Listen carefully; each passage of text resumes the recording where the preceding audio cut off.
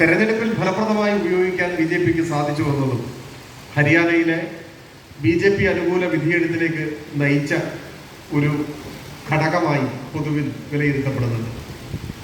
വർത്തമാനകാല ഇന്ത്യൻ രാഷ്ട്രീയ സാഹചര്യത്തിൽ നമ്മുടെ ഭാവി കടമകളെക്കുറിച്ച് ആലോചിക്കുമ്പോൾ തെറ്റായ സാമ്പത്തിക പരിഷ്കാരങ്ങൾക്കെതിരായി, ഒപ്പം രാജ്യത്തെ ദുർബലപ്പെടുത്തുന്ന വർഗീയവൽക്കരണത്തിനെതിരായി കൂടുതൽ ശക്തിമത്തായ സമരങ്ങൾ സംഘടിപ്പിക്കുക എന്നത് തന്നെയാണ് നമുക്ക് ഏറ്റെടുക്കേണ്ടി വരിക.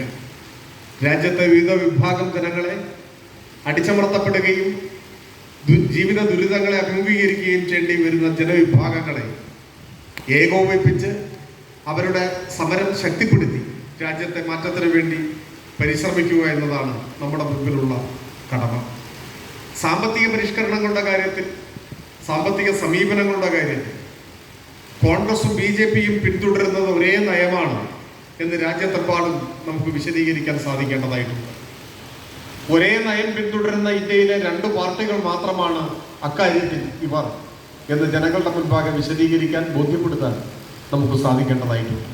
ഒപ്പം ഇന്ത്യയുടെ ഭാവി അപകടത്തിലാക്കുന്ന തീവ്ര വർഗീയ നിലപാടുകളെ ശക്തമായി എതിർക്കാൻ കോൺഗ്രസ് സന്നദ്ധമാവുന്നില്ല എന്ന വിഷയവും ജനങ്ങളുടെ മുൻപാകെ ചർച്ച ചെയ്യപ്പെടേണ്ടതാണ് എന്ന് നാം കാണാതിരുന്നുകൂടാ. കേരളത്തെ സംബന്ധിച്ചിടത്തോളം ചരിത്രത്തിലാദ്യമായി ഇടതുപക്ഷ ജനാധിപത്യ മുന്നണിയുടെ ഗവൺമെന്റിന് തുടർഭരണം ഉണ്ടായ ഒരു അന്തരീക്ഷത്തിലാണ് നമ്മുടെ പാർട്ടി സമ്മേളനങ്ങൾ ചെയ്തത്. ആദ്യത്തെ ഒരു അനുഭവമാണ് കേരളത്തെ സംബന്ധിച്ചിടത്തോളം തുടർഭരണം. കേരളത്തിലെ ഇടതുപക്ഷ ജനാധിപത്യ മുന്നണി ഗവൺമെന്റ് ആഗോളീകരണ നയങ്ങൾക്കെതിരായ ഒരു ബദൽ മാതൃക എന്ന നിലയിലാണ് ലോകം വിലയിരുത്തുന്നത്. നമ്മൾ മാത്രമല്ല, കേരളത്തിലെ LDF ഗവൺമെന്റിന്റെ പല പരിഷ്കാരങ്ങളും നടപടികളും ലോകമെമ്പാടും ഗൗരവതരമായ ചർച്ചയ്ക്ക് വിധേയമായിട്ടുണ്ട്. പലപ്പോഴും നവകേരള നിർമ്മിതി മുൻപോട്ട് വെച്ചുകൊണ്ടുപോകുന്ന കേരളത്തിലെ ഗവൺമെന്റിന്റെ പരിഷ്കാരങ്ങളെ, പുതിയ പദ്ധതികളെ അർഹിക്കുന്ന ഗൗരവത്തോടു കൂടി സമീപിക്കാൻ കേരളത്തിലെ മാധ്യമങ്ങൾക്ക് സാധിച്ചിട്ടില്ല. അവരുടെ രാഷ്ട്രീയ താല്പര്യങ്ങളുടെ കൂടി ഭാഗമായിട്ടാണത് എന്ന് നമുക്കറിയുകയും ചെയ്യാം. എന്നാൽ ലോകത്തിലെ പല മാധ്യമങ്ങളും കേരളത്തെ ഒരു വിസ്മയത്തോടെ ഈ കാലത്ത് കേരളത്തിലെ ഗവൺമെന്റ് സ്വീകരിക്കുന്ന നടപടികളെ അഭിനന്ദനാർഹമായ നിലയിൽ വിലയിരുത്തുന്നു. ബ്രിട്ടനിലെ ദ ഗാർഡിയൻ ദിനപത്രം കേരളത്തിൽ K-ഫോൺ പദ്ധതിയുമായി ഗവൺമെന്റ് മുൻപോട്ട് പോയപ്പോൾ ഇന്റർനെറ്റ് ഡിവൈഡ് ഇല്ലാതാക്കുന്ന ഈ നടപടിയെ ലോകത്തിന്റെ മാതൃക എന്ന് വിശേഷിപ്പിക്കുകയുണ്ടായി. കേരളത്തിലെ ഗവൺമെന്റ് ലോകത്തിനൊരു മാതൃകയാണെന്ന് ബ്രിട്ടനിലെ ഗവൺമെന്റ് കേരളത്തെ മാതൃകയായി നടപടികൾ സ്വീകരിക്കുകയാണ് വേണ്ടത് എന്നും തുറന്നെഴുതാൻ ബ്രിട്ടനിലെ മാധ്യമം തയ്യാറായി എന്നത് നാം കാണേണ്ടതാണ്. അവിടെ മാത്രമല്ല, ലോകത്തിലെ പല രാജ്യങ്ങളിലും, ലാറ്റിൻ അമേരിക്കയിലാകെ വലിയ പ്രചാരമുള്ള ടെലിവിഷൻ ശൃംഖലയാണ് ടെലിസൂർ.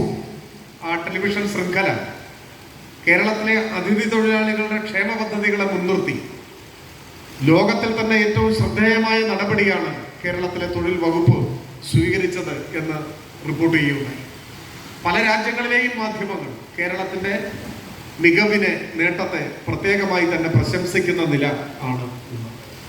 കഴിഞ്ഞ വർഷം പുറത്തിറങ്ങിയ ലോകബാങ്കിന്റെ റിപ്പോർട്ടിൽ കേരളത്തെ വിശേഷിപ്പിച്ചത് the light house of the world എന്നാണ്.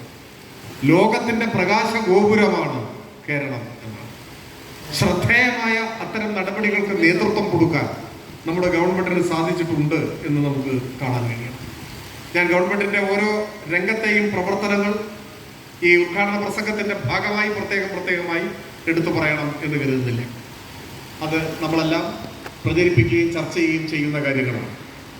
ഇത്തരം ബദൽ മാതൃകകൾ സൃഷ്ടിക്കുന്നതോടൊപ്പം മതനിരപേക്ഷ നിലപാട് ശക്തമായി ഉയർത്തിപ്പിടിച്ചുകൊണ്ട് നമ്മുടെ രാജ്യത്തെ മതനിരപേക്ഷവാദികൾക്ക് പ്രചോദനം നൽകുന്ന വർഗീയതയ്ക്കെതിരായ പോരാട്ടത്തിന്റെ ഒരു തുരുത്തായി കേരളത്തെ നിലനിർത്താനും നമുക്ക് സാധിച്ചിട്ടുണ്ട്. വർത്തമാനകാല ഇന്ത്യയിൽ കേന്ദ്ര ഗവൺമെന്റ് തന്നെ നേതൃത്വം കൊടുക്കുന്ന വർഗീയ നിലപാടുകളെ ചെറുക്കുന്ന ശബ്ദം ശക്തമായി ഉയർന്നു വരുന്നത് കേരളത്തിൽ നിന്ന് മാത്രമാണ് എന്ന പ്രത്യേകതയും നമുക്ക് കാണാൻ സാധിക്കും. എന്നാൽ കേരളത്തിലെ ഗവൺമെന്റിനെതിരായി വൻതോതിലുള്ള അപവാദ പ്രചരണങ്ങളാണ് കേരളത്തിൽ സംഘടിപ്പിച്ചുകൊണ്ടേയിരിക്കുന്നത്. ആ അപവാദ പ്രചരണങ്ങളുടെ സവിശേഷമായ ഒരു സ്വഭാവവും അത് ഏതെങ്കിലും ഒരു കേന്ദ്രത്തിൽ നിന്ന് മാത്രമുള്ളതല്ല. യു ഡി എഫിന് നേതൃത്വം കൊടുക്കുന്ന കോൺഗ്രസും സ്വാഭാവികമായും അത്തരത്തിലുള്ള പ്രചരണങ്ങൾ ഏറ്റെടുത്ത് മുൻപോട്ട് പോകുമെന്ന് ഉറപ്പാണ്. എന്നാൽ കേരളത്തിലെ വലതുപക്ഷത്തെ സംബന്ധിച്ചിടത്തോളം വർഗീയതയുമായി കൈകോർത്ത് നിൽക്കുന്ന ഒരു വലിയ ചരിത്രം അതിലുണ്ട്. ഇന്ത്യയിലെ തന്നെ വർഗീയ രാഷ്ട്രീയത്തിന്റെ ചരിത്രം പരിശോധിച്ചാൽ ഇന്ത്യൻ വർഗീയതയുടെ വളർച്ചയിൽ, ആ വളർച്ചയുടെ ചരിത്ര പരിശോധനയിൽ ആദ്യം പ്രതിക്കൂട്ടിൽ കയറി നിൽക്കേണ്ടി വരിക കോൺഗ്രസിനാണ്. 1947 ഓഗസ്റ്റ് 15 ഇന്ത്യ സ്വതന്ത്രയാവുന്നു. സ്വാതന്ത്ര്യം എന്ന് പറഞ്ഞാൽ ഒരർത്ഥത്തിലുള്ള അധികാര കൈമാറ്റമാണ്. 1947 ആഗസ്റ്റ് 14 അർദ്ധരാത്രി.